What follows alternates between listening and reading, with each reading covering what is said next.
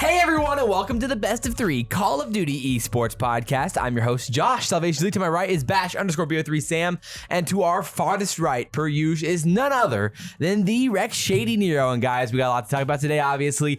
It's officially the last week of pool play matches of the entire COD Cold War season. It's our last week to talk about these exciting, juicy pool play matches. And of course, we got the insane news about Clay and the New York Subliners. We got to talk about that.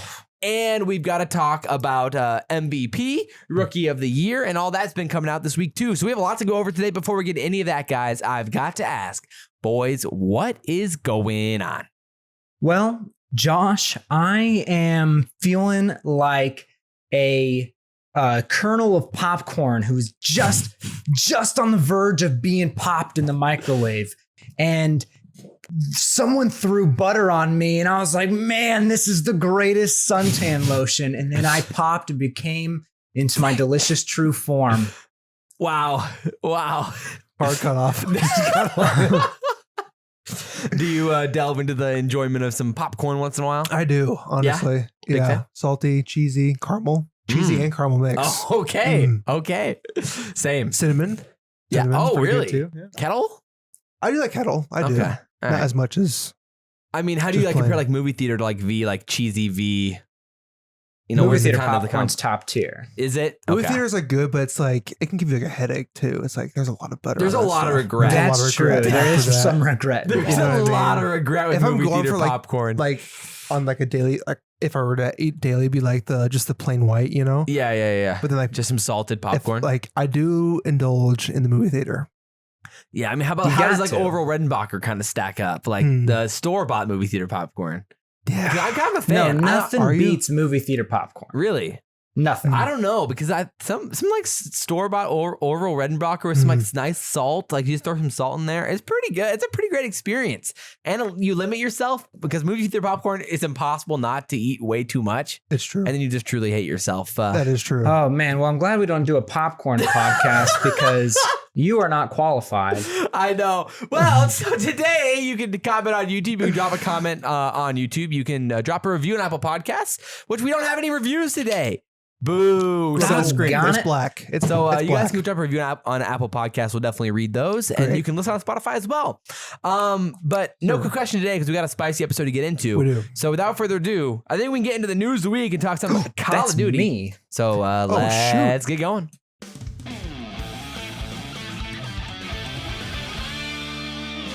The Call of Duty News of the Week.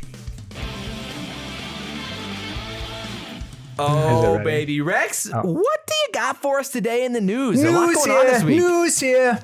Here we go. League news. So we did have a discussion about some sort of a World Cup in a past podcast. And Yes. some of us talked about how maybe there weren't going to be enough teams. I think we might be wrong now because there was a Nations Cup in Latin America That's pretty epic. that featured actually quite a lot more teams than I originally would have thought. It was Panama, Dominican Republic, Costa Rica, Puerto Rico, Ecuador, El Salvador, Guatemala, Mexico, Colombia, and Venezuela. Nice. All That's with their sick. own players for those individual teams, which That I was really assume cool. those players are from those countries. So World Cup honestly could easily happen. Yeah, that was really epic. Man, that's- Honestly impressed. yeah, especially like this is definitely a region that doesn't get a lot of love in Yeah. Call of Duty. So seeing that is pretty sick. I'm pretty sure it's going now through. It is going literally right now. Yeah, right now, Guatemala is playing Mexico. which is pretty. Cool. Mexico's up 2-1. Oh, it's a best of 3. They're up, 1-0 right now. Best of 3 CoD Very fun. Esports Podcast. Yeah. So things you have That's to pretty see. cool news. It is cool. So the MVP list was put out by the COD Yes. League. I have a feeling Yes. we're going to be talking about this. We Just will maybe. definitely be talking about this. So I mean, we can probably pass on that one for now. We'll talk about that in our after the news. Okay. Yes. Paris had a weird Paris-like situation. Yeah, this was weird. Oh my word. Fire away. What did I'm sorry, this guy just got hyped about it. Rex was like, well, I mean, away. you seem like you're in it, man. Go for it. Well, so basically there was some news coming out like I will, thank you. Now that you Go say, ahead.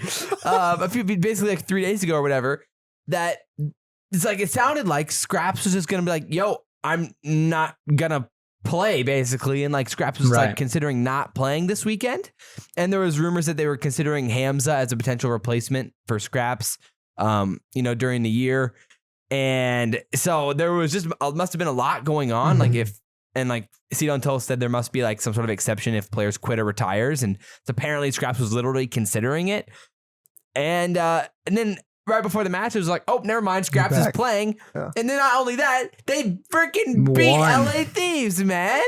That's what it takes. Come on. This is a big brain play from Skrapz. A huge brain play. Teases them that they're going to lose or they're going to lose him.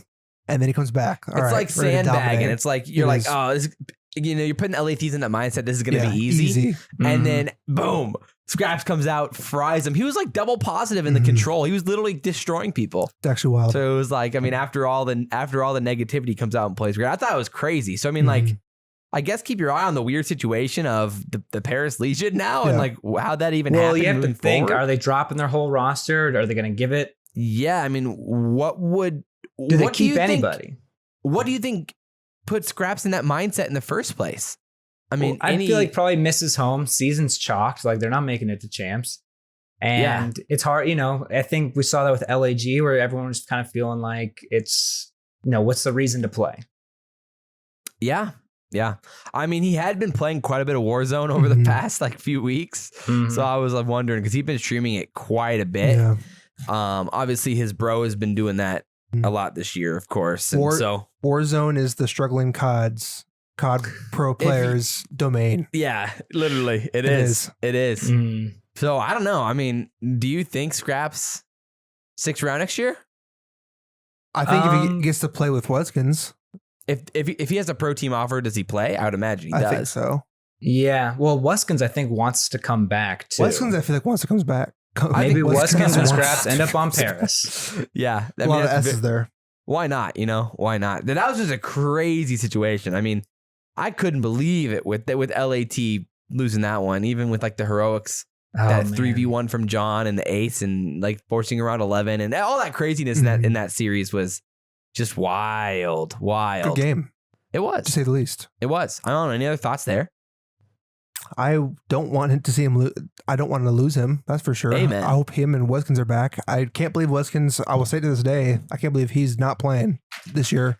I saw Weskins was hyped to hear the news about it potentially being very Modern Warfare-y. He was like, I'm back, baby. Absolutely. He was. Next piece of news. Let's just move on. So Crim 6, this is kind of whatever, but Crim 6 talked about like the prize pool and liking it to be in high income tax states. Taxes, baby. He further goes to like break down how much they would get. At the end, if they won champs, each player would get about... Yeah, in LA, in California, they get about $114,870 each. Which the prize pool was like what, $1.2 million for the winning team. So yeah, $300K per player. Yeah. So you're getting like 40% of the money you actually win in your pocket, which is insane when you think about it. Like that's crazy. Rough. I don't know. I mean, it was funny because he kind of worded it like they're lucky that we don't boycott tournaments.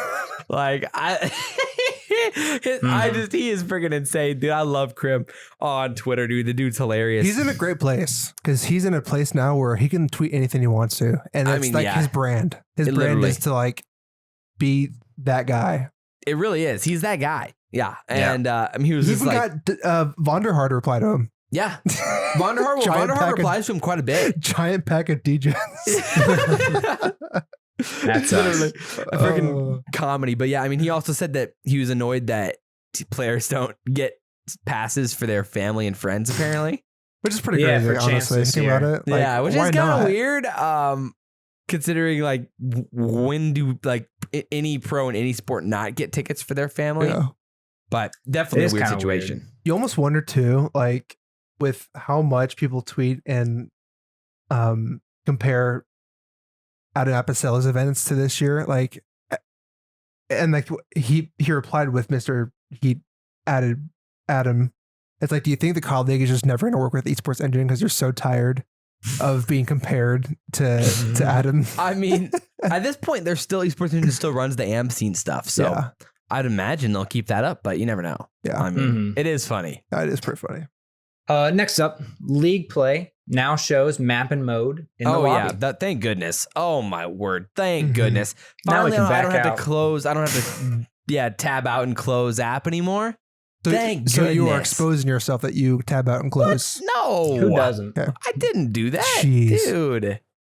But Giant pack of degens. Facts. What we Facts. are over here. I mean, Miami S&D. Whoa, Windows button. Didn't see that one. Alt tab close. Whoa. But yeah, thank goodness. So now you can just back out. You can literally back out of lobbies before you even join. Thank goodness. I still don't Finally. get why don't we have a choice? Why can't we have Makes no like 3 sense. choices? Well, they Makes never no really sense. do choices in other games. Do they not? Usually it's like, but like Overwatch, you don't have a choice in what you play. But there's nothing so, boring as competitive like S&D. I know. Well, Like league just play to play S&D. in pubs. League League play play. S&D. It's just Because like, you're just solo pushing things, and there's no team strats, and nobody has mics. You're not communicating. What they need to do is just do like ranked S&D, ranked hardpoint. I mean, now ranked- that would be elite, and that's what we really need. Is that hard so point then, only so playlist. then your rank would only be based on the playlist. I hope. Exactly. Oh, that would Yeah. be sick. Exactly. Whew. That would get me hyped, That'd be great. dude. Oh my goodness. It's like, oh yeah, like dude. I'm a diamond hardpoint, I'm a platinum S&D, and then I'm a grandmaster control player. I'd be a trash can S&D. Because I mean, like, there aren't very many other esports that even has the chance to do something like that. Because most esports is just one game mode. Mhm. It's the same thing. It's the same game over and over. So like that'd be really cool for the COD to do have like a unique system. Yeah. Where you could literally be ranked in different game modes. It'd be pretty cool. Pretty cool. Yeah. I think it'd be dope. Next Speaking- up, speaking of League Overwatch, play. Oh my gosh. XQC decided to play some League play. Yeah, he which- did. That's I'm a cool. big fan of XQC, but he basically was roasting it, Yeah, he was. though. But like You- they weren't unwarranted roasts, to be honest. Yeah. Absolutely not. Basically, like first thing, the clip that I saw, he was complaining about the like medals The that you look. get, like Yeah. the look. Like he's like, people want to get to like Grandmaster because the medals look cooler. Like that is a legitimate reason people will climb. It's just to get the cool emblem or medal. Yeah. Which, I What- mean, that was always a thing back in the day, Yeah. you know? Like, Yeah, it That was always get definite kind of like facts. cooler, and like prestiging is always like the kind of a cooler emblem. But in COD, it's like they're all like bronze looking, and like they almost all look the same. oh, yeah, this year it's terrible. I mean, Well, there's like 5 different things to progress. Like Well, it's too your many emblem, things to your even color, track. right. Your He said it was confusing. Jewel. It was ugly. Yep. It made no sense. And he didn't really like it. But Yeah. shocker, right? I mean, who'd have Shocker. thought, you know? And then Um, someone said in the comments too, it's like, yikes, this makes me wonder. Imagine a universe where League play is great. XQC suddenly becomes very interested in CDL and falls in love with it, bringing all his viewers to the esport. Huge. But Yeah, instead, almost like, League play Wow. sucks. He'll probably never care or play again, nor will his viewers. I mean, Courage said the exact same thing when League Play came out. Courage was like, I was excited for it. I had a lot of optimism with League Play for this game, and I was Yeah. excited to play it. Yeah. And then he's like, it sucks. I'm not playing it. So like, then you missed out on Courage's whole audience. You missed out on like these guys would actually give it a go. I bet think they Shroud would give it a too. go if there was actually like a legit, real grinding rank play. Yeah, for sure. Yeah. And then you'll get more people that way. Anyways, next up, I don't know if you want to talk about this, Josh, but EasyMac had some playoff ideas. Oh yeah, I mean, I just saw like, you know, obviously EasyMac's the analyst for FaZe. I've had him on the channel before, and he just was like, "Yo, why don't we just do what the CWL playoffs did back in the day, with basically having a little play-in for the bottom 4 teams to make it into the major bracket?" So it's basically how it worked out is like it's like having a play-in for the bottom 4 teams for champs, and then basically letting them, you know, earn their way into the champs bracket, and then playing instead of the 6 and 8, the 7 and 8 seeds starting in the losers bracket, the 7 and 8 seeds start in the first round and play the winners who qualified. So I mean, that just makes sense, I think, overall, and like it's probably like a more genuine, generous way to do the bracket than what was done before. And it gives like those teams that like right now have like nothing, like there's nothing to gain or lose really anymore. Yeah, That it gives them something to try and do because they can still get into champs, right, exactly. but So they'll it's have to like play for it. I know. I think it would be a better option overall, especially with a season like this with COVID and all that. But it's probably too late now for them to decide to make that change because I think they probably would have already had to make that. But I would like the idea a lot from EasyMac there, so I wanted to mention it. Yep. And then Sam, you were talking about this one, but Standoff has an interesting stat when it comes to S&D. Yeah. Oh, yeah, this is crazy. It's pretty cool. So standoff is the only map where offense gets more first bloods than defense.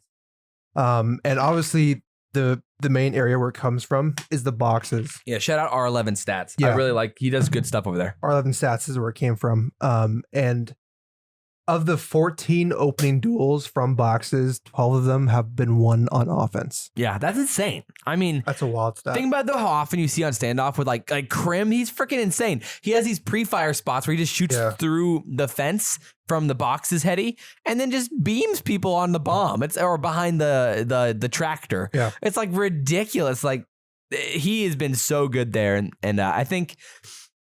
I mean, if you weren't able to wallbang that fence, it would be a completely different story. But that's just such an advantageous position to be able to wallbang the fence there, and you have no cover. It makes you wonder if you should just not even send anyone near that area then on defense. I know. Then it creates a tough spot though, where you're giving up an A bomb, and now you have to like retake through mid, and it gets tough. So it's like you kind of have to send. Maybe you have to do a better job of figuring out the pre-fires for it too. But that gets really tough. Yeah. So I don't know. I thought it was a cool stat. Thought it was worth mentioning. That's why I threw it in there. So this is a little bit more. Yes. Some things happen on the flank. I don't know. This is a pretty long tweet. Should I just go through all of it? No, let's just summarize it here. Okay, so basically, like the head coach of Elevate, who's in the AM scene, he's been Drill. He's kind of been around in the scene for a little bit. He started talking about leadership in sports, but also esports. Yeah, feedback and criticism. Yep. So one of the comments that he was kind of talking about, it said the only way Zoom is 100% correct. You have to adapt to different people that you're appointed to lead. Crim 6 kind of took issue with this. He's like, realize how stupid and ironic this take is. Snowflake lifestyle ain't copping a W on my watch. Blah, blah, blah, blah, blah.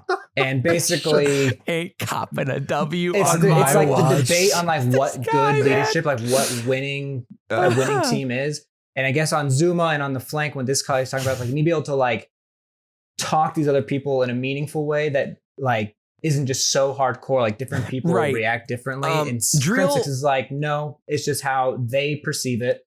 And it's like, yeah, Drill was coming from a perspective. He was quoting a cycling coach, like apparently obviously I'm no cycling expert, but he was quoting apparently a well-renowned like cycling coach in Europe who writes books and articles on coaching theory and feedback. We're just talking about the importance of like really the whole point that Drill was trying to hit home was that people romanticize handing out criticism in a bullish, standoffish, patronizing manner, and instead of like calling it constructive criticism.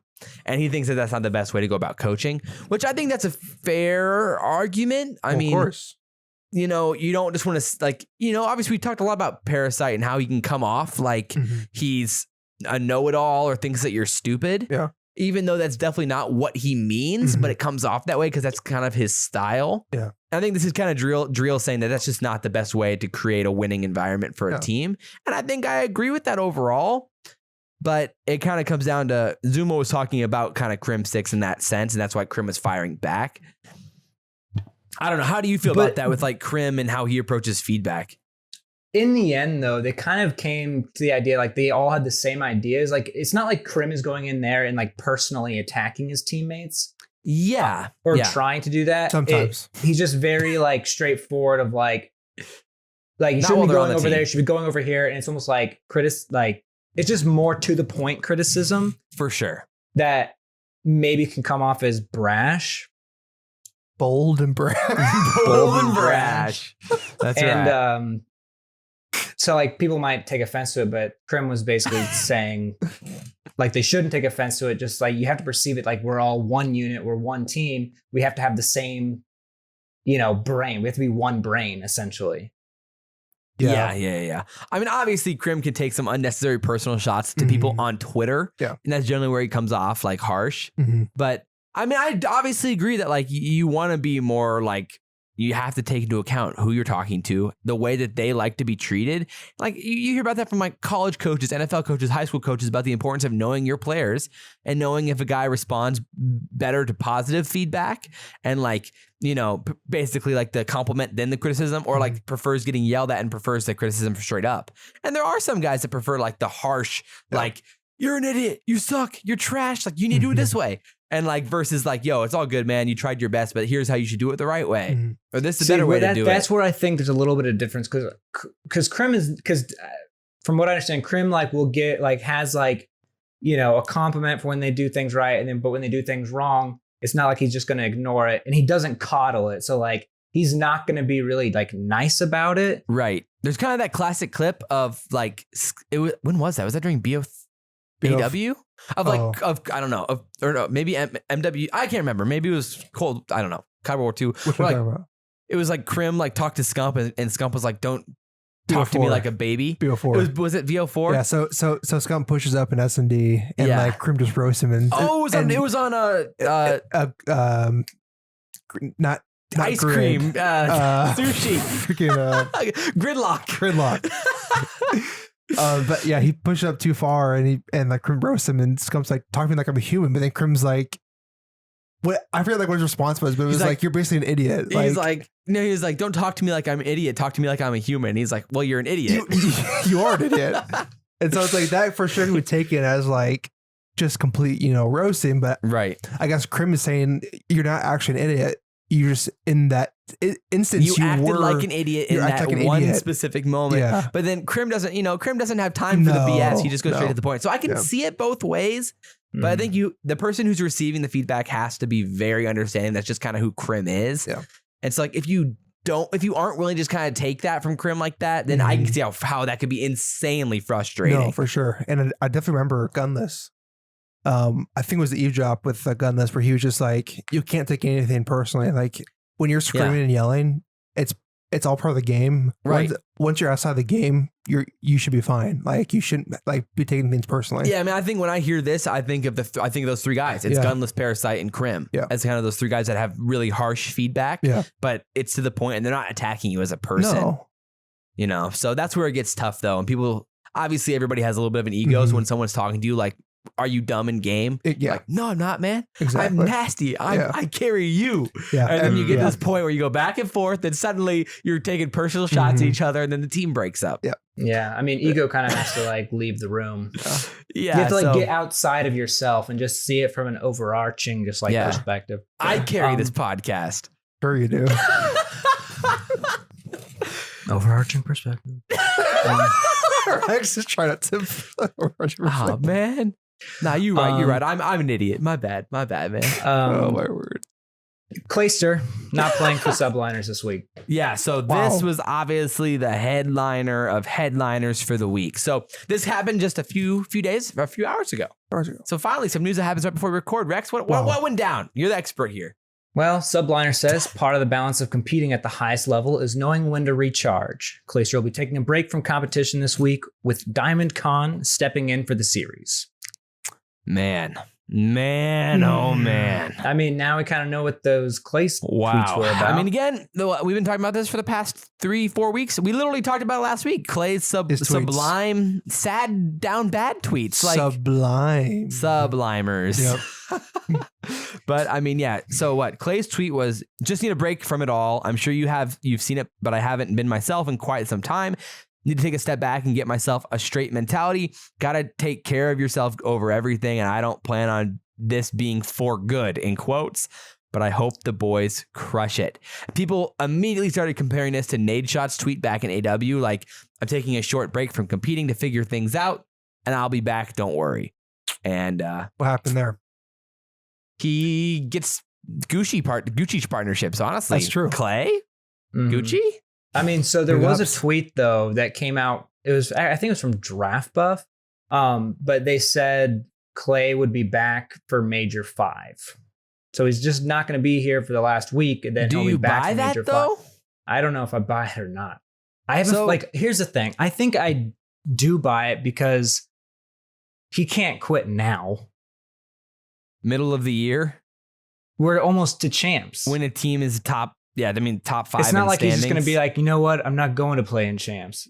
Yeah, I I mean, right mean- now they're 4th in standings, and nothing. The difference between 4 and 5 is literally 0. So like right now at champs, subliners would play Optic round 1, which I mean for Optic that's looking juicier and juicier. I Oh know. my goodness, suddenly. Real good for them. But yeah, that's crazy. I mean, obviously the subliners lost this weekend to the London Royal Ravens in round 11 of game 5, which is basically, I mean, the same thing. They lost to London in stage 3 as well. London is their kryptonite apparently. Jeez. But that was an insane series where it's like, what just happened? And obviously the subliners have now lost, how many matches in a row? They lost 3. they've lost 6 of their last 7. With only win against the Mutineers in that upset in the major. That's very rough. So And the major That's ASIM tough. wasn't there. But and ASIM wasn't there. Yeah. so, count those wins how you will. But they're going to be playing Paris and they're going to be playing FaZe. Right. Of all weeks to be gone, he leave like Paris. It's like if it was just Paris, nice. But now Yeah. it's FaZe. It's like, wow. Like I'm not really, I know. Clay's I their know. full team's not going to be there for FaZe. Like how much scrim time have they had? That's the know. thing. That's what gets really tough. So I mean, let's start with the Clay stuff first. Then we'll talk Mhm. the New York team. Okay. So Yeah. thoughts on does Clay play COD this year? Where are you at with that? And then if not, does he retire? I think he comes back for Major 5, plays in Wow. champs. I mean, He's always said if he 0-3. keeps getting top 6, he's going to keep playing. So I mean, they're already 0-3. And so maybe in his head, he saw, okay, I mean, I'm not going to be playing. We're going to beat, maybe we can beat Paris, but we'll be 1-3. Either way, we're starting in losers. Yeah. So I may as well just take a week off. I was gonna say like this might be like the week to do it since it doesn't matter as much anymore. Quote unquote doesn't matter. Quote unquote. I mean, But this then- is the last week he can do it. This is the only last Right. time. Well, he can yeah. do If this. he Yeah. was only going to take 1 week off, Yeah. wouldn't he say that though? Like, wouldn't he be like, yo, I'm taking a week off. I'll be Yeah. back? Or Well, is he if the boys win, they beat FaZe. like if they Do are really look well. really good, I don't think he'll probably come back. That'd be That- so weird. if Right that- before champs, man. That's Dang. whack. I mean, That's what are the heartbreaking. odds that Clay doesn't play at champs in your head? Not It- high. 15%? I'm like Yeah.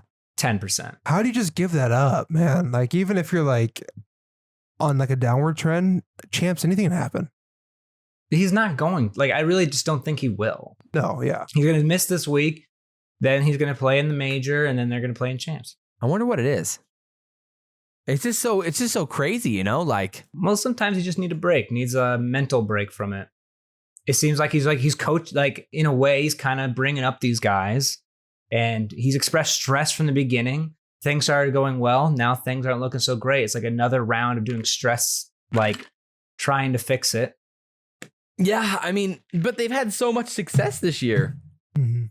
Especially relative but you to can where they tell were. it's like they're in a weird spot right now. Yeah, I mean, I get it for Clay, but at the same time, it's just a weird time. If there's something, if he's just struggling with something, I mean, it makes sense. Then you take some time off I think so. in a week that doesn't really matter. Yeah. Quote unquote. And come back. If you don't come back for the major, then you come back the day after the major for champs. Then it just puts Diamondcon in a weird spot because if Clay's planning on coming back, he loses out on a really good team that he had with the Team Canada squad. I know. And then you're heading into AM champs after stage 5 then. So then there'll be a roster lock. So I don't know. It puts Diamond in a weird spot for that. But Yeah. I guess if you can get some time on the main stage again, you'll take it. But it puts you in a really weird situation. It does. So I don't know. I mean, thoughts on this New York team then with Diamondcon in the lineup now? I mean, Diamond wasn't bad by any means. No. No, he wasn't. People were kind of saying he might be a rookie of the year contender. Honestly, Yeah, originally. Yeah. So I mean, can they keep something up here? I mean, they can beat Paris. Yeah. they can beat Paris. I mean, Paris did just come off a pretty solid win against LAT, but Mhm. they can definitely beat Paris. Like obviously, FaZe is the question mark there. Yeah. The question is like, ASIM's got to be taking the reins now. Yeah. I think like Hydra felt very comfortable with Clay. he's still going to feel as comfortable with, Yeah. Clay not being on the team. So those would be my questions. Man. I don't question Diamondcon's ability. Right. I mean, I know he can. It's just a matter of that team chemistry is going to be kind of That's the whack. thing. I'll be interested to see what happens with like Hydra Mhm. now playing with, because generally in my mind, Clay was a big reason for Hydra's success, Oh. keeping him in the right positions, really Mhm. coordinating, over communicating to help make up for kind of like Yeah. Hydra's language barrier.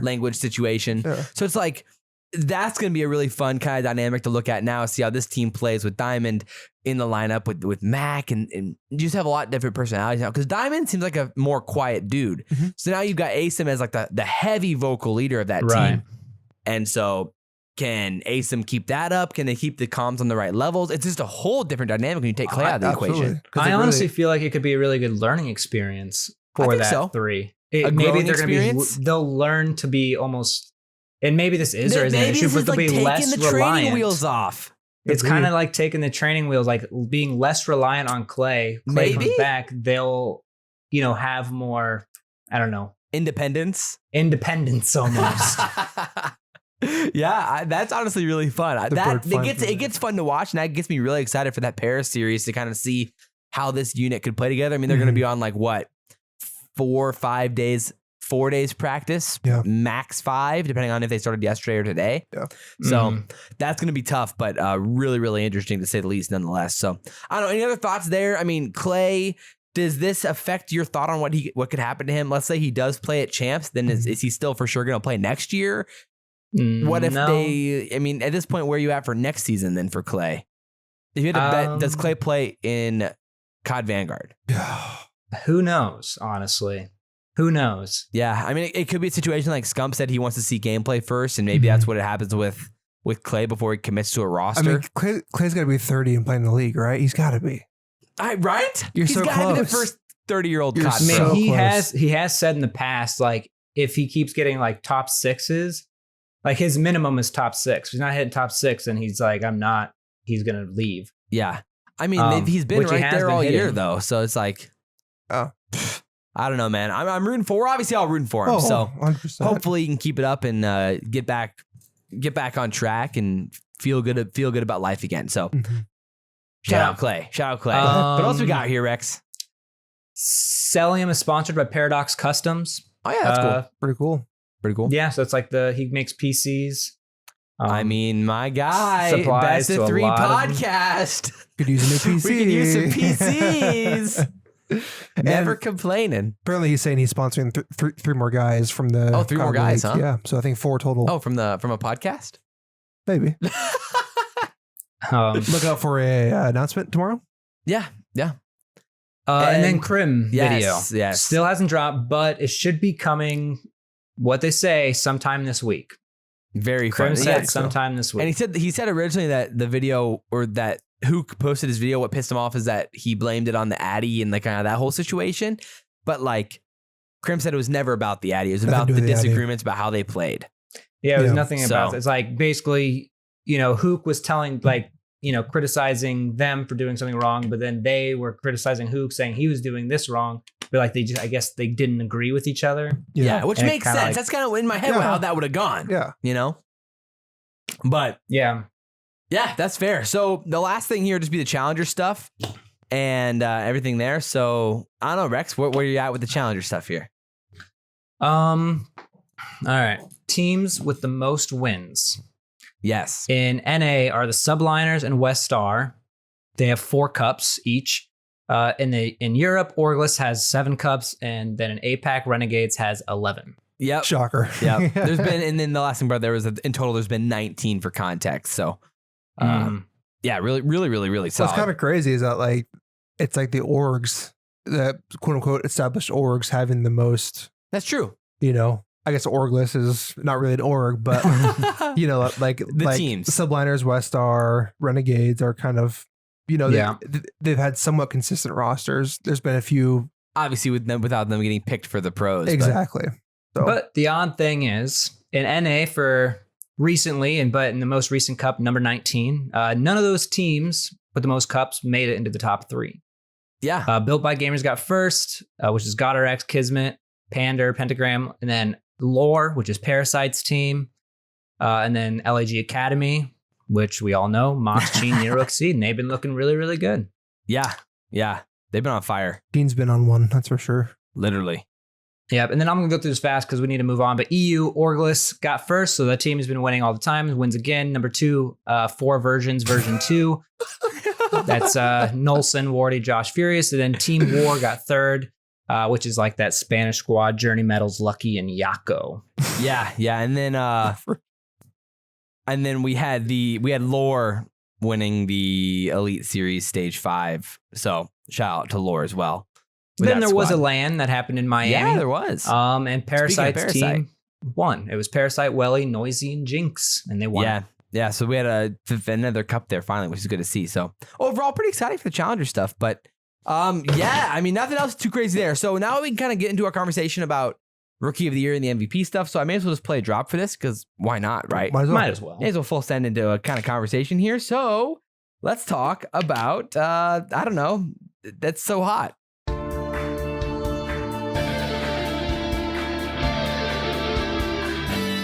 Oh, that's hot. That's hot. Obviously, we're talking about who the hottest players in the league are, Ooh. play-wise. Segue. And so they announced the MVPs and the MVP candidates this year. Hottest ever. Obviously, there was one that was a little bit surprising that was left out. Yes. The candidates were Simp, Cell, Abeezy, Wow. Shotzi, and Cammy.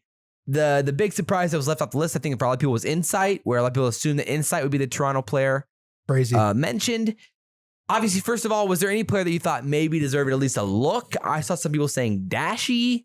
Anybody else that comes to mind or thoughts on Dashy or anyone else that has honorable mentions? Insight got gypped 100%. Should they have had a Insight for sixth sure. player? Should have been 6 then? 6 finalists? I think. I he mean, I'm should have been surprised in- no one from New York made it, but Right. I That'd won't be say also the anything because I'll question. get roasted. But I I think mean, players the on tough I New thing kind with of New think York Aces is- should be in there. Yeah, that's what's tough is that, who do you pick from New York? Because half the year it felt like Asim, then it felt like Hydra, then it felt like Clay at points. Yeah. So it's a little bit tougher there. Yeah, Toronto's interesting because it's like for the first half of the year, it felt like Cammy, or it felt like Insight since stage 2. Stage 2 was Insight. Then stage 3, stage 4 was Cammy. So now it's kind of like a weird conversation to figure out kind of who would be that Rookie of the Year, Yeah, Here's a but hot- Insight also joined a little bit late, so like maybe that's why he's not on the list. Yeah, that's also tough too. I don't know because but Shotzi had a horrible start to the year I know. and then recently started frying. Mhm. So it's Yeah. like, if you're gonna have Shotzi on there, I feel like Insight has to be on there. Mhm. But Here's a hot take. ooh, If this person would have been on the consistent roster, Draza, I think he would have been on there. Could have been. what? Mm-hmm. You mean like the whole year? Like if this is like a big old if scenario? Yeah. Yeah. Yeah. You ever He's seen pretty the way he good. plays, man? I mean, he's been nasty, he's but nasty. like you're just saying like if he in theory was playing the whole year with a team that wasn't just switching rosters all year. Yeah. Oh, okay. Yeah. That's not. You just think that you're just saying that Draws as an MVP caliber player. I think so. Okay. I think the way he can transform games is MVP caliber. I mean, he has been making some insane plays, Yeah. even with their team that's been all over the place. Yeah. So I can get behind that. I mean, Rex, Hot take. any other thoughts about Skies, Awakening, The thing, it's hard to say players that aren't on like a top 3 team? aren't really on a winning team. Yeah, that's fair. Otherwise they would. Yeah. But I think not. Dashy has a reasonable argument. Like that's not a bad. I mean, like I could see Dashy being on the list.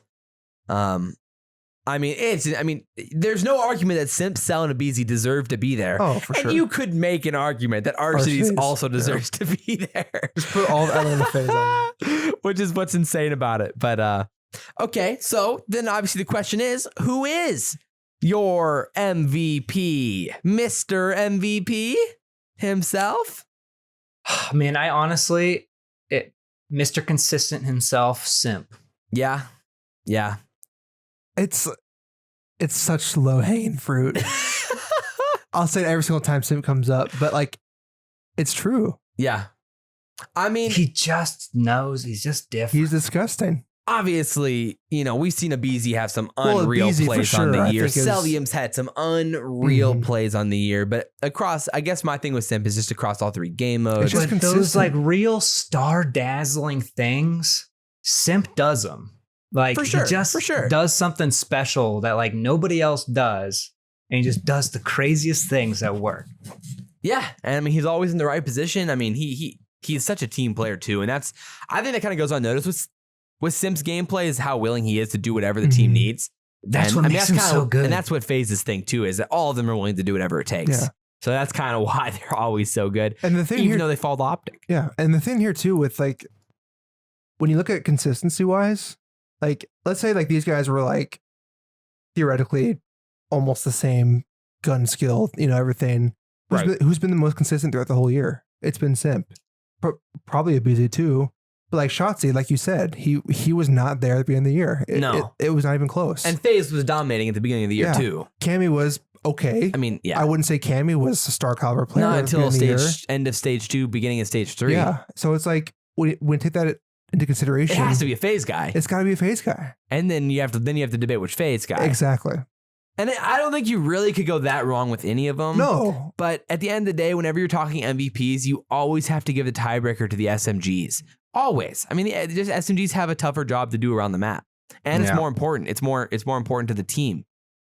Like then, unless you're like you could like make the argument for like the intangibles, leadership aspect type conversations with players, but that's the thing. So I would also go Simp as well. I think he's probably gonna end up winning it. At the end of the day, I think we're all pulling on that Simp side of things there for that argument. So I mean, I guess we can just go straight into the Rookie of the Year talk.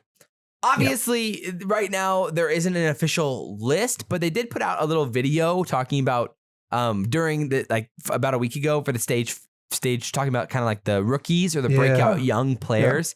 And in that video, they mentioned Insight, Paul X, Standy, and Hydra.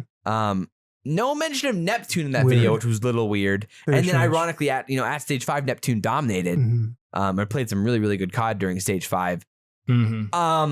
I mean, I would imagine all of us would say Insight's the Rookie of the Year at this point, and unless something right crazy now. happens. And is Neptune next most likely? I think Neptune would be second. Yeah, Honestly, because the I other think options kind of would also be, depends how well Rocker keeps going, and that could make a case for Standy.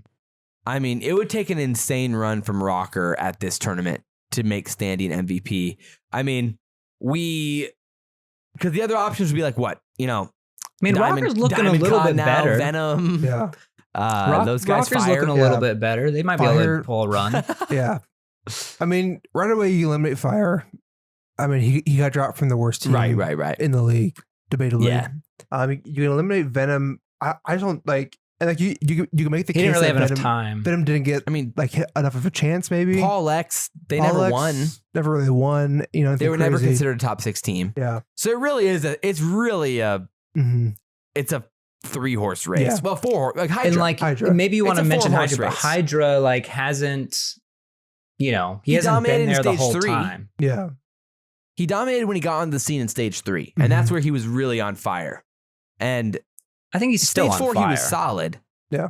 I mean, obviously New York's been struggling, so he hasn't had as much of a chance to show off, but he has some really nice maps even there this last weekend. The case for Insight is that he was the player that started Toronto Ultras, like Being a guaranteed top 3 team. exactly. He got the ball rolling on He that. got the ball rolling. He was the rookie. He was incredibly And dominant. then they won stage 2. And then they won. So it's like you have a guy that comes on a team that changes the team pretty much around, and then it is the rookie. That's got to be the Rookie of the Year. Unless Top 2. Florida wins Unless Florida stage wins 5. If 5 or Florida wins champs. stage 5 and Yeah. Neptune is frying, Yeah. then I think I'd vote Neptune. Yeah. Because at that point, we see Neptune continue to improve. He played from Yeah. the beginning of the year, Yeah. from stage 1, Yeah.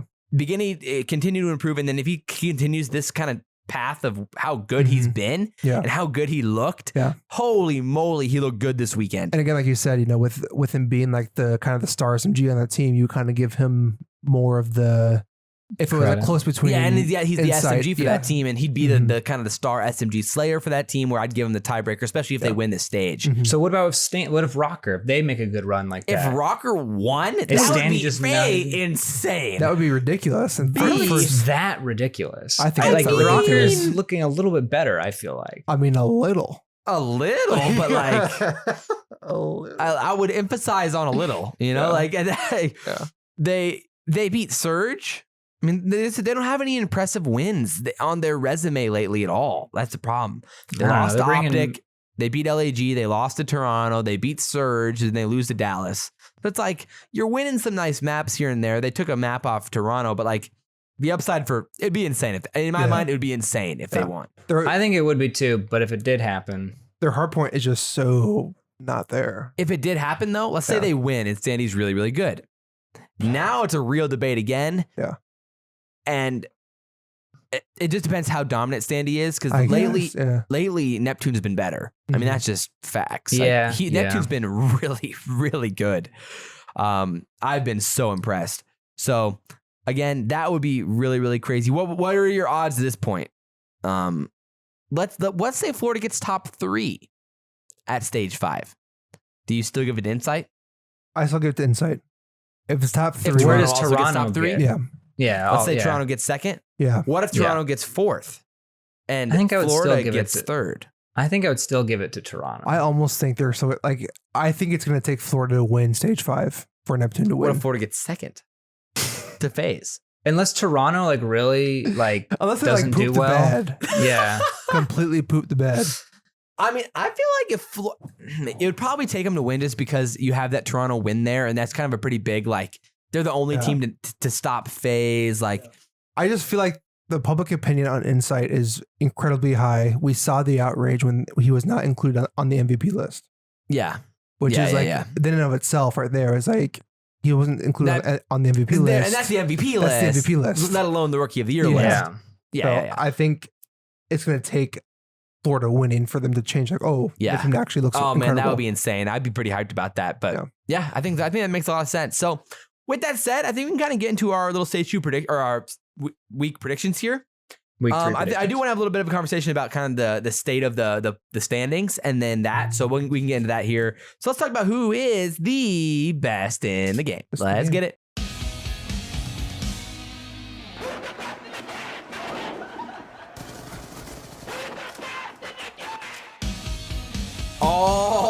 Alrighty, baby. So like I said, the first thing I want to talk about real quick was kind of the standings and where we're at with everything heading into this week. Again, this is the stage 5 group standing or regular season standing? Regular season. Yes, both. I mean, really both. Sure. So, because both of them are pretty important to kind of the idea of the big picture for the regular season standing. So, again, this is the last group week of the whole year, which is so crazy to think about that we're already to this point.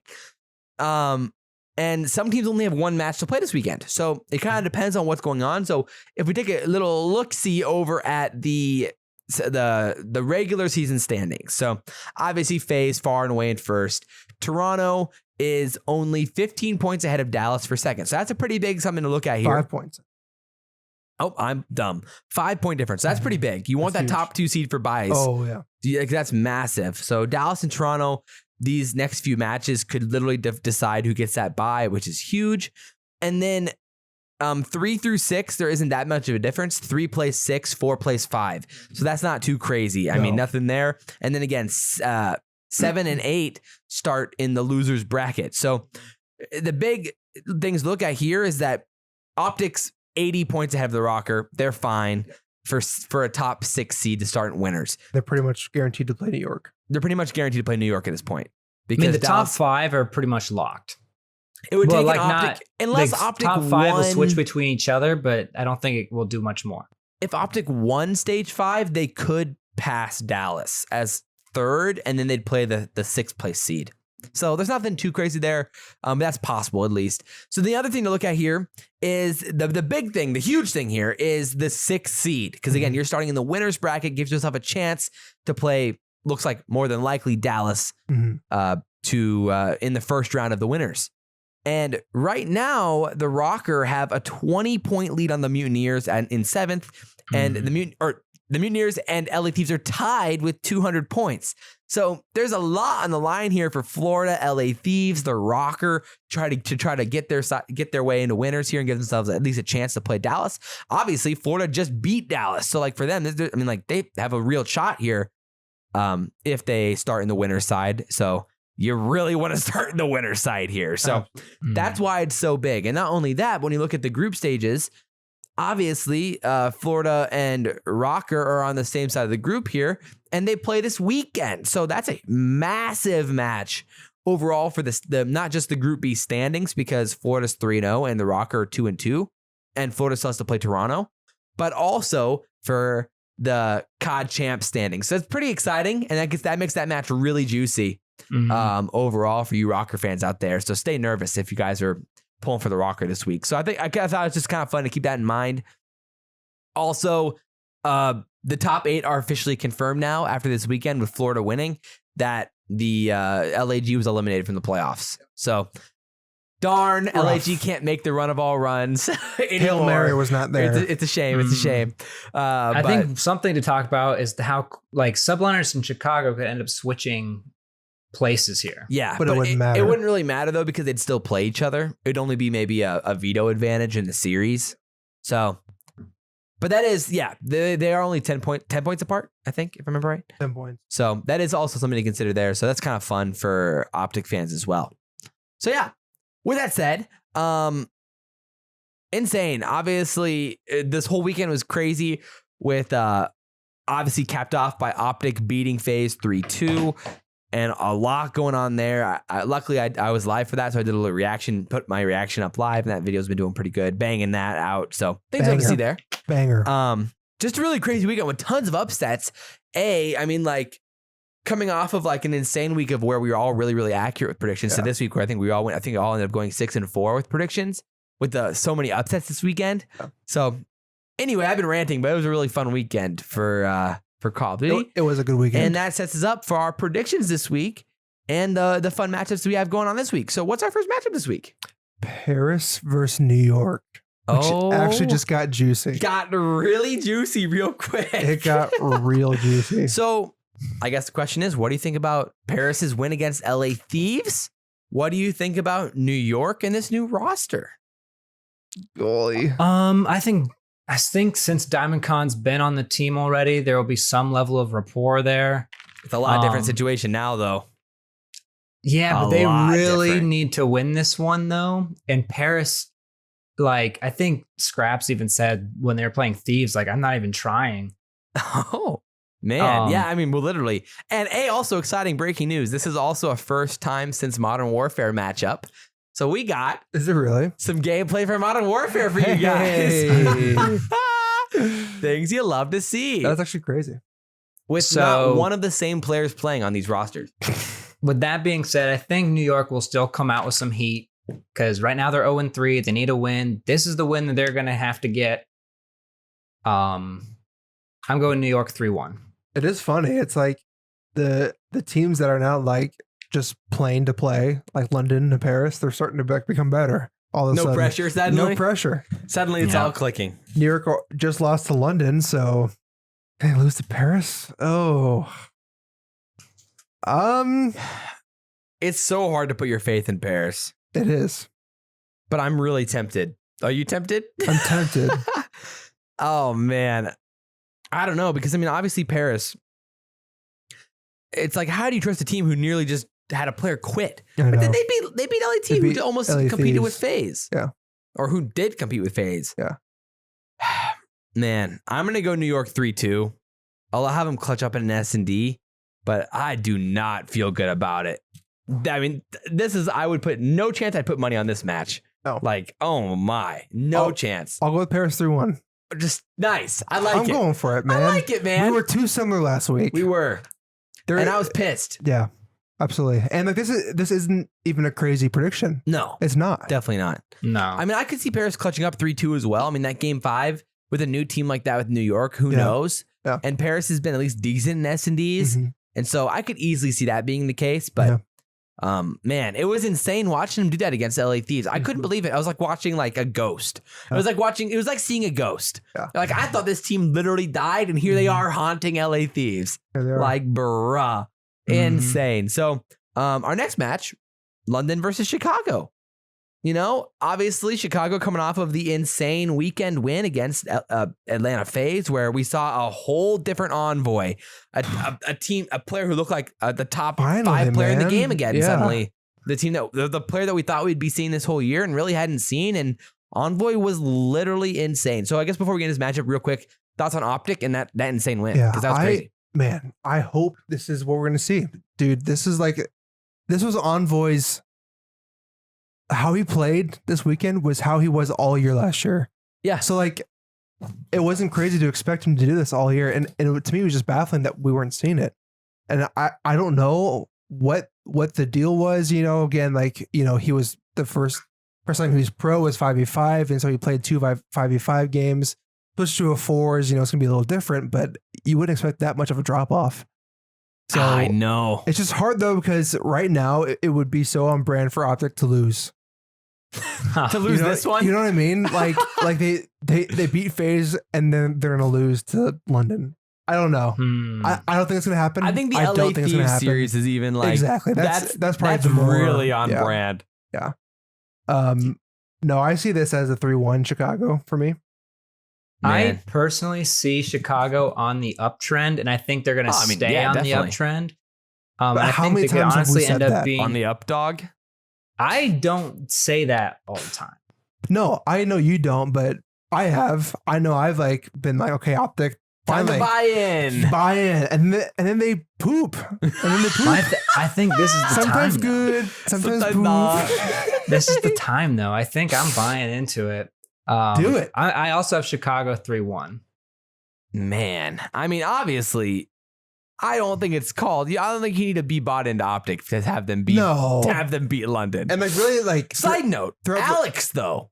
I'm yelling at you. Yeah, you are. Alex though, what a freaking series from Alex in that New York series. That was insane. Where did this come from? Where did Havoc and Alex come from? Where did Havoc come from? Oh my Greasy word. Gang, baby.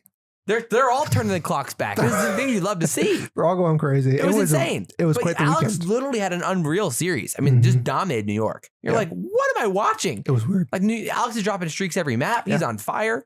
Like, it was epic. I was hyped. So if we can get that version of Alex again, I mean, who knows what they can do? But I mean, New York played bad, so. Well, obviously they were playing awful.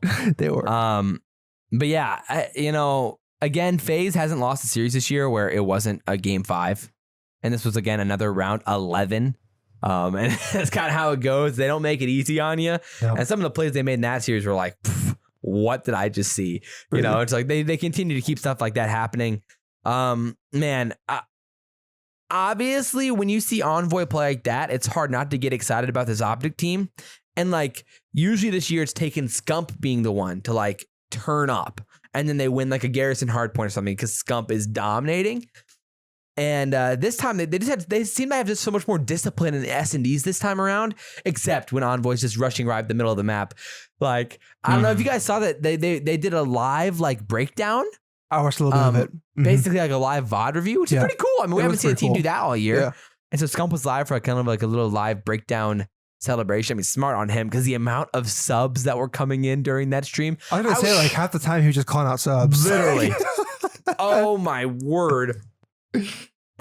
So good for him, but it was like just comedy scene to hit their reaction to Envoy, like just running straight up the middle of the map, killing Cellium back boxes from bottom red, like 5 seconds, like 10 seconds in the round, literally. Very funny. But yeah, Envoy was finding everything was working for him in that standoff. So there were some things where you're like, that really went Optic's way. I mean, they beat Optic they beat FaZe on a raid control. If you told me that Optic was going to win a raid control against FaZe, I would have told you were insane. So just huge steps for Optic at the end of the day. So with that said, and having said that, having said this, and with that said, at the end of the day, I think Chicago takes care of business. There you go. I'm going to go Chicago 3-0. But would I be surprised if this is a series that it's a classic Chicago? 3-2. We get high on ourselves and then we choke and just crap one here, wouldn't be surprised at all. But on I'll ourselves. go Chicago 3-0. Oh, this And, one's a good match. Here's a huge again. This one will decide the group. So whoever wins this basically guarantees the first seed in the group. Florida v Toronto. Again, if Florida wins this sets them up for an insane chance to really make a run at stage 5.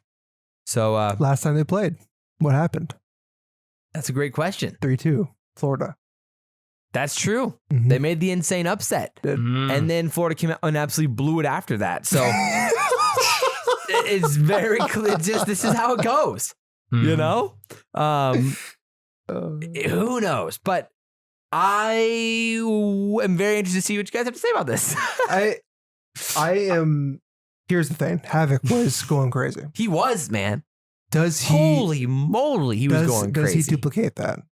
He looked great. But have we seen that from all year? No. No. So has he turned a corner or is that just a one-off thing? To me, it's a one-off thing. Man, so you're not bought in. I'm not buying. You haven't bought the hype. I haven't bought the hype. It was against Dallas. It was against Dallas, which is pretty big. But I don't know. I think Toronto's going to have a little bit more strength behind them. And since they've already beat them once, Toronto's going to know how to, I think, beat them. I mean, I just don't think, yeah, that's the thing. You know, the last time Florida beat them on both S&Ds, is that the odds of that happening again just feel like impossible. There's no way. So, and like, if Toronto loses this, Toronto's on the downturn. oh, really? Like you think if Toronto loses this, they're not finishing what at stage 5? Top 3? They're not finishing top 3 at stage 5? Yeah. Is like I a think telltale so. sign for you?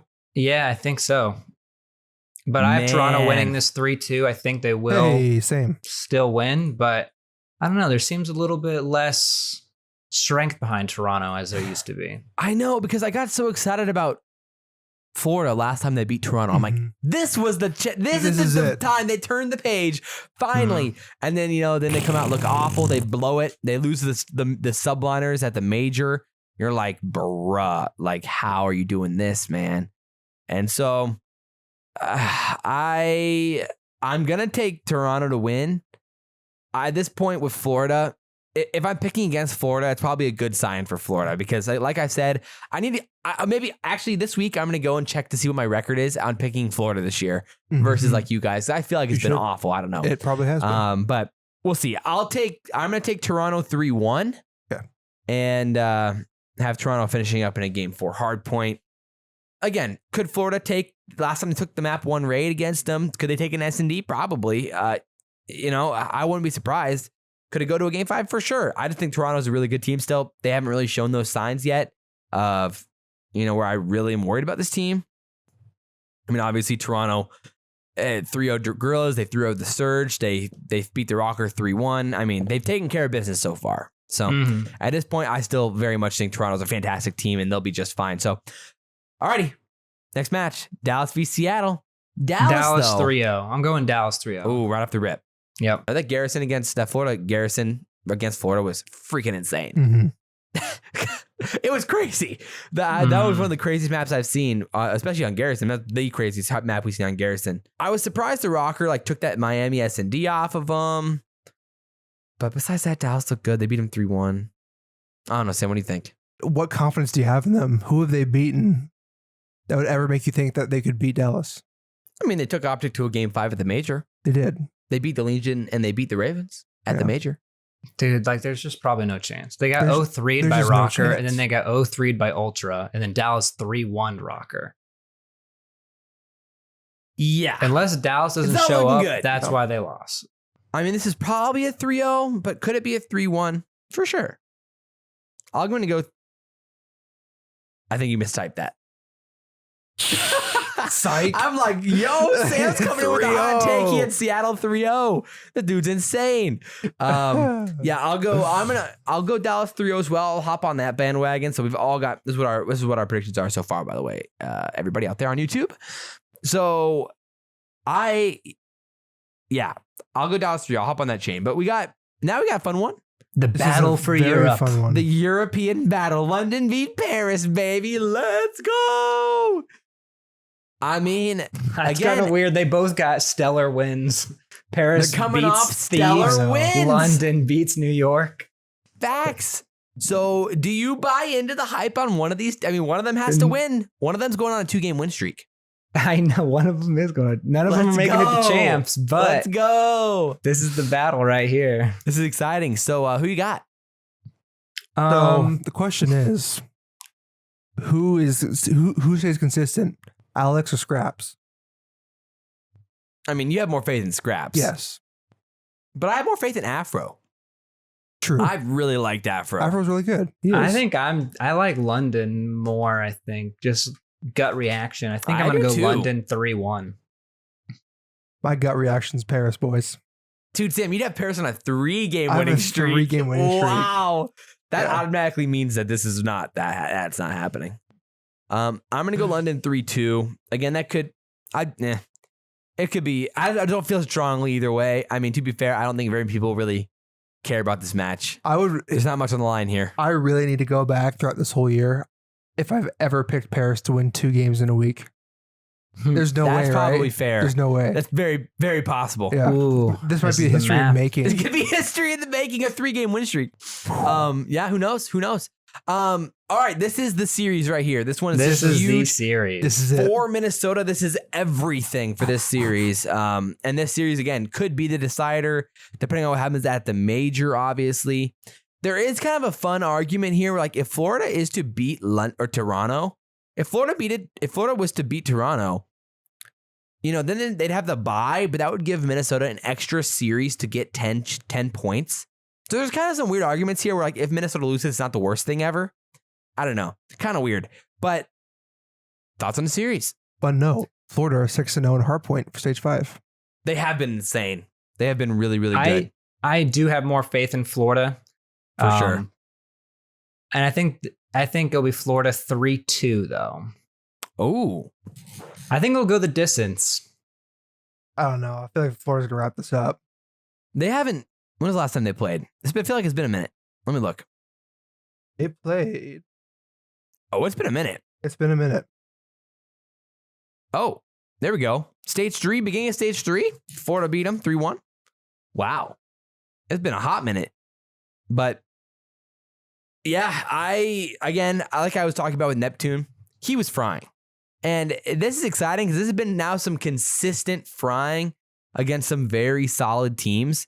Doing it against Empire, doing it in the major, showing the insane S&D ability during stage 4. So at this point, I really do think that Florida has a legit chance to be a top 4 contender here in stage 5 and at champs. They are right there. They are right on the fringe. So I'm going to take Florida.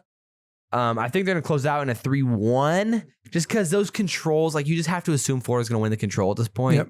S&D is going to be. And you favor Florida in the S&Ds. So it's hard to see Minnesota winning this right now. But, at this point, whenever we think Florida's going to win, they surprise us. So who knows? But Sam, what do you got? Florida 3-1. Okay, hop on board. Heck yeah. Well, here's a fun one as well. We got the very on-brand blow it match with Chicago v LA Thieves. Thoughts on this team? Does LA Thieves rebound? I mean, that was such an ugly loss to Paris. And again, with John there, we saw Draza still look very, very good in that series. John has underwhelmed so far. Can we agree on that? Underwhelmed. A little. I would. I mean, he had the 3v1 ace. but I wouldn't be like he's been crazy terrible. He came out hot. I mean, I get that you think he's attractive, but I don't know about him playing that great. I think it was a series for that team where there was not a lot on the line. So maybe LA Thieves kind of, I don't know, in a way took it for granted. Yeah. So, but I still am on, I think LA Thieves is actually going to be a pretty good team. I think this series is going to be, I think it's going to go to game 5. But like I said, I think Chicago's on the upswing right now. I'm going Chicago 3-2. Yeah. Oh, wow. 3-2. I have a lot of, Interesting. I'm inclined to put my faith in Chicago. Like I said, seeing Envoy play like that and really do believe that Skrapz is a very, very good S&D player in this game. And feeling like maybe something kind of unlocked with them learning how to play off of each other a little bit better and trusting themselves and trusting each other a little bit more. I think the Optic comes out and takes care of business here, at least in a 3-1. Possible 3-0, you think? Possible 3-0. But I'm going to go Chicago 3-1. Sam? I want to do it, boys. I don't want to do it. Uh-oh. What's your thought process here? Take us through how it. many times have we seen Chicago win a big game and then flop the next week? That seems to be. You've been pretty pessimistic about Chicago this year. Yeah, but which, I mean, to be fair, you've been pretty right so far. I guess I'm just kind of tired of like always the same thing over and over again, and maybe that's why I'm kind of as a formal stan. I love formal. As a member of H4H. H4H, very proud member. I mean H4F. H4H 44. H4H. I don't know. Horny for happy. Happy. There you go. Yeah, there you go. Horny for who? Gosh, I think Chicago still win this. I mean, yeah, it would be really bold taking LA Thieves. Extremely bold, which I'm not quite there yet with. Yeah. This, so I think 3-1 is pretty much going to happen. That's fair. But this next match, I think, is going to be like the trolliest match. All my cold snipers. I mean, they might. They might. It's do. Seattle v LAG. If there's two teams to do it, it's they're those 0-3 and 0-4. This, I mean, unless Seattle were to upset Dallas, this match will literally not matter. They'll both just be in losers bracket. So there's a world where this actually is the trolliest match we've ever seen. Hilarious. So with that said, I mean, you got to have more faith in Seattle, though, yes. right? Obviously. Yeah. LAG has been awful. Mental has been kind of a disaster. The whole team's been a disaster. Sucks, I mean, dude. This team, again, when you bring in a guy like Mental, it is hard. It's tough in itself where maybe he has a lot of catching up to do. And yeah, he could have some success in the AM scene because he's just naturally a talented gamer. Yeah. But like when you're playing the pros and you have to make these types of things happen against the guys. At this point in the game, it's really tough. At this point in the game, when all the good pros like know their stuff now, and your teammates are getting cooked, yeah, and your team doesn't have good teamwork, and it doesn't really have that positioning, you're gonna get bodied. That's what's been happening. I mean, luckily they took that S&D off the Mutineers on Moscow, and actually it was very good. It was a very nice S&D, and so. And that's where I have my worries about the Mutineers is like, you're losing S&Ds to the Gorillas here. And I think Joe and Merck broke that down really, really well with Mutineers and their problems on defense and getting too aggressive and pushing things unnecessarily. Yeah. And again, that's where LAG does a good job taking advantage of the aggressive teams. And you could see that with Seattle. But if you're only good at S&D. But if you're only good at S&D, and it feels like they only have a chance to win S&Ds, to be fair, though, that Moscow hard point against Florida was very, very close. They almost made that comeback because Apathy had streaks and it got really, really close. That's right. I don't know. It's possible that the LAG could win this. I think at least they're not getting blown out like they were at the beginning of this roster.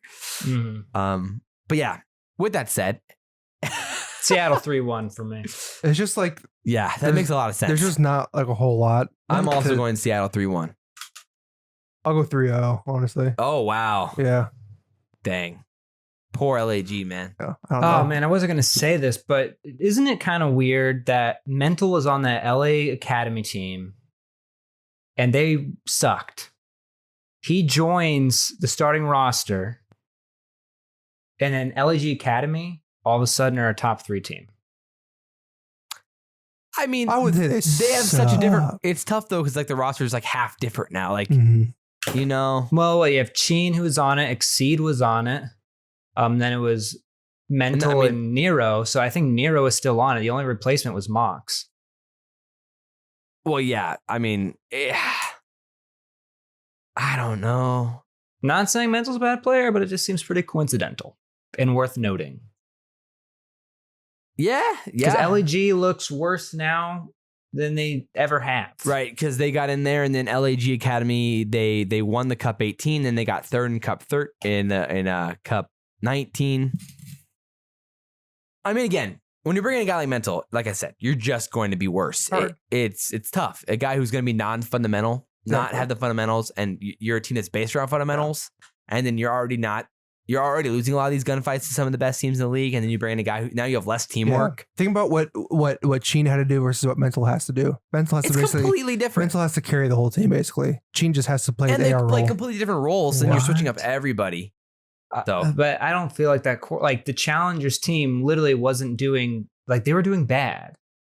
they did get third in cup in the Open 4, and then Was Mental on that team? yeah, Yeah, and then he's been on Mental the left. team. That's why he got pulled up because they got third. All right, maybe I'm just talking.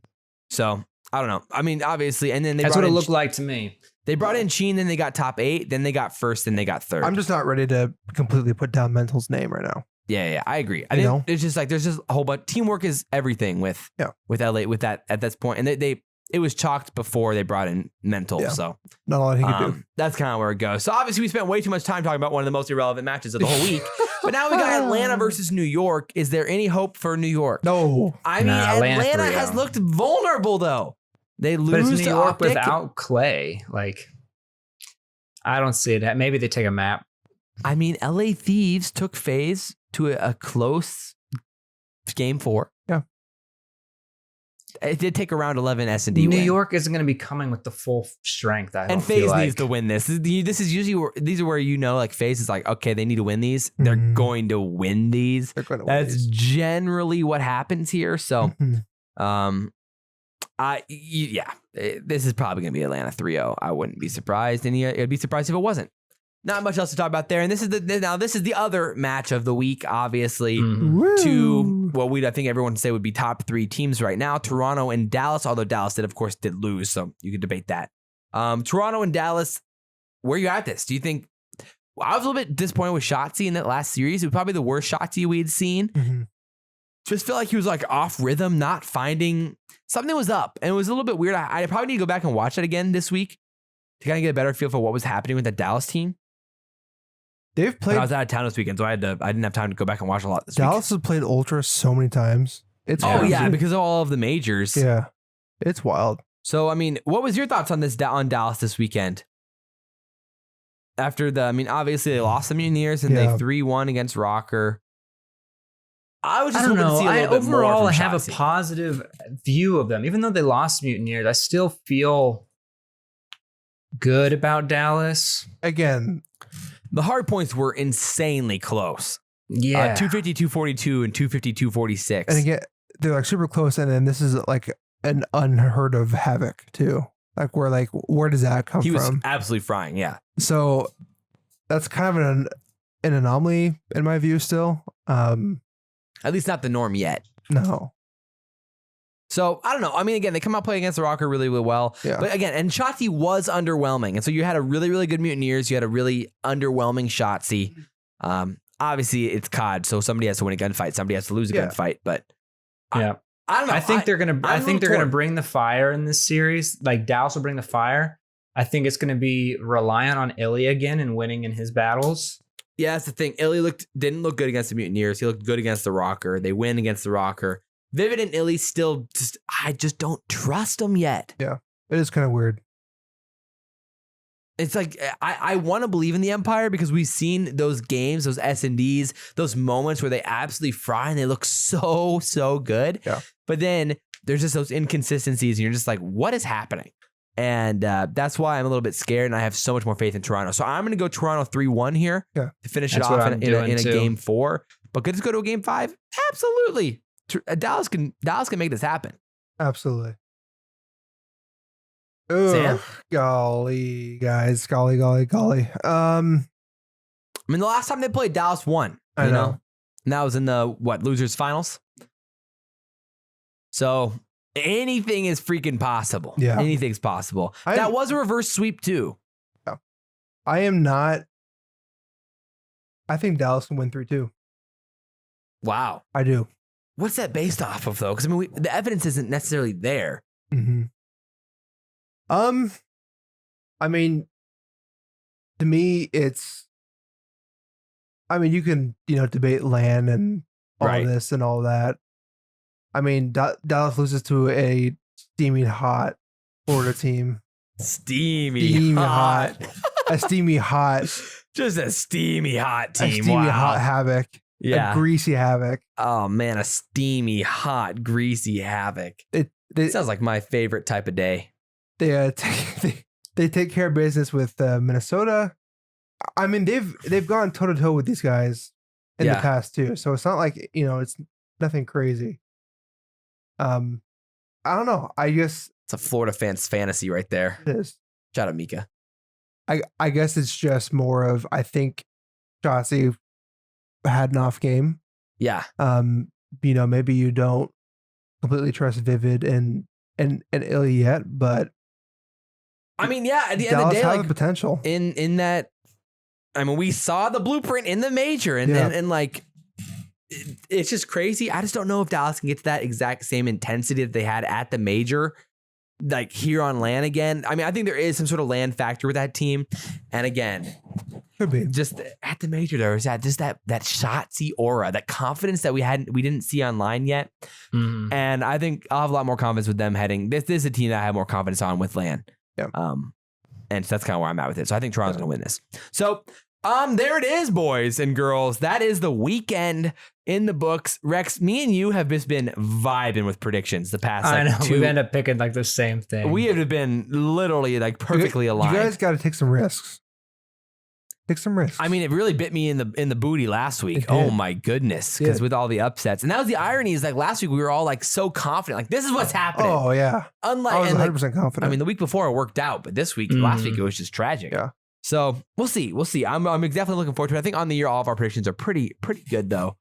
And we'll count those up maybe next week and tally them up heading into the stage 5 because that will be the last of the group play matches. So, alrighty. With that said, I think we can head into intelligent or irrelevant and talk about it. So let's get into it.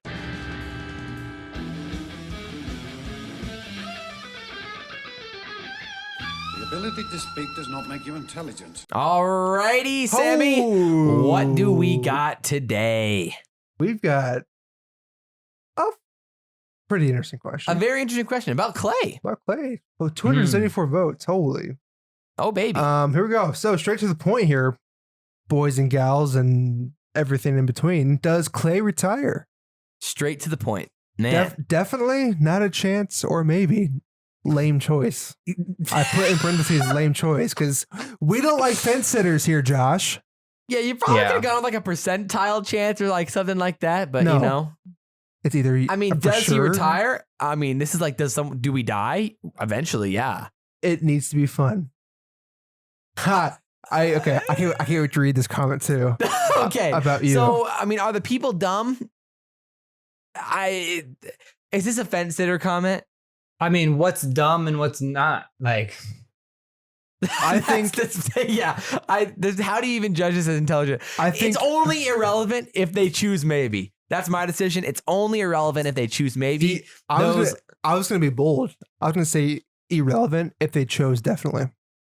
Oh, There's not a chance he retires. yeah, I don't think he retires This year. really either. I think there's a chance he retires. I don't think. I think so. there's a chance, but I don't think it's gonna happen.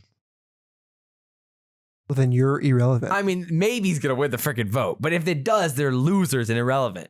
So Yeah. who wins the vote? All right, so I'm gonna push. I'm pushing. It's not gonna matter. 234. Just pick one. I'm pushing definitely. Whoa! Interesting. 51%, not a chance. Wow. 32% maybe. You lamies. 16% definitely. Wow. What do people have to say? So, our friend Desmadroso, also known as Pico Jodido, I'm pretty sure that's his name, I swear. We all know the fenceman himself, Josh, is going to say maybe. Oh my But Clay goodness. still has so much in the tank. He's just been Unreal. dealt a bad hand year after year. He needs a mental reset, and once he hears that crowd on land, it will make up the beast once again. Unreal. You, sir, are intelligent. Intelligent. Intelligent. Max, definitely. This guy, man. Definitely. Ooh, does he have a reason? Ripped season, definitely. Not saying I want him gone, but when most pros take a break, they usually end up retiring. Hope he comes back though. Ooh, man. Ooh, that is Wow. some spicy meatball right there. That's Man, he's spicy. not wrong. Yeah. I mean, usually that's my thing. It's like what I said earlier. It's like if they give like an actual time frame, like I'll be back now, like at this point, or like this is when I'll be back, or like I'll be back next year. Yeah. But he says at some point, like that's where you get like, you know, I don't know. H. Hefner, I think he's done it. Maybe he'll step back in for the FaZe series. Maybe that's what that means. Oh, maybe. I think he's done it this year. He will be back for champs. I thought for sure it would be Mac Drop. Just trying to give you a chance to call me irrelevant for content. You're irrelevant. Irrelevant. Irrelevant. What an idiot. Unreal, dude. Jeez. Goodness. Insane. Okay, and then Minty says if he feels like it, he could. Yes. Thanks for the comment there. Wow, great. If he feels like it, he could. That's mad facts, though. Snuffleupagus, shout out Snuffleupagus, by the way. He said, hard to predict, but he's got to make one last run at champs, right? Has to. You know? So. I think so, too. That feels about right. I mean, again, we want to see him play at the age of 30. So please, for all of us mid-20s gamers, honestly, we need him to play at the age of 30 I cannot, in the Call of Duty League. I cannot stand, for some reason, listen, you 20-year-old, stop saying turning 22 feels so old.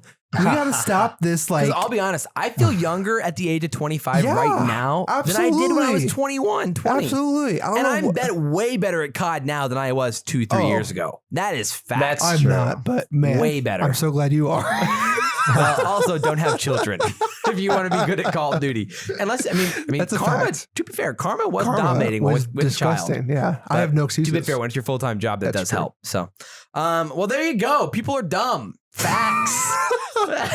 If you get nothing from this podcast, it's that people are dumb. Yeah, amen. So what are you guys watching this week? I mean, shout out, by the way, your shirt is fire. He's got the Millennium Falcon Under Armour shirt. So things you'll have to see from Sam. But Rex, what are you watching this week? I've been watching like that horror movie trilogy where like each year is something different. The last one just The Haunting of Hill House? No. It's like the first Black one was Mirror. like 1995. It's a movie.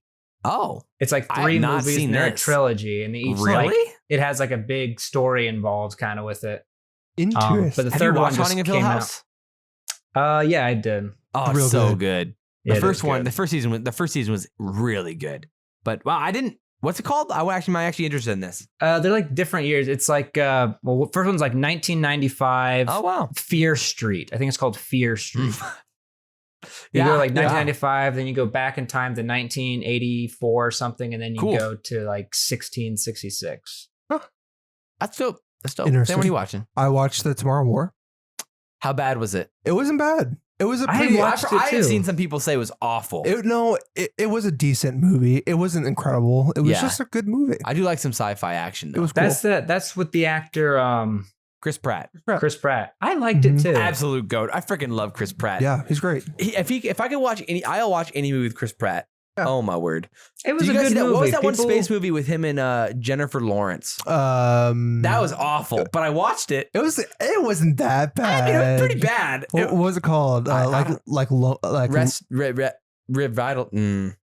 I don't know. Wasn't it like I have a computer in front of me, but yeah, something, I don't know. That movie was terrible. I saw it in theaters, but only because Chris Pratt was in it. Yeah, it wasn't. It could have been worse.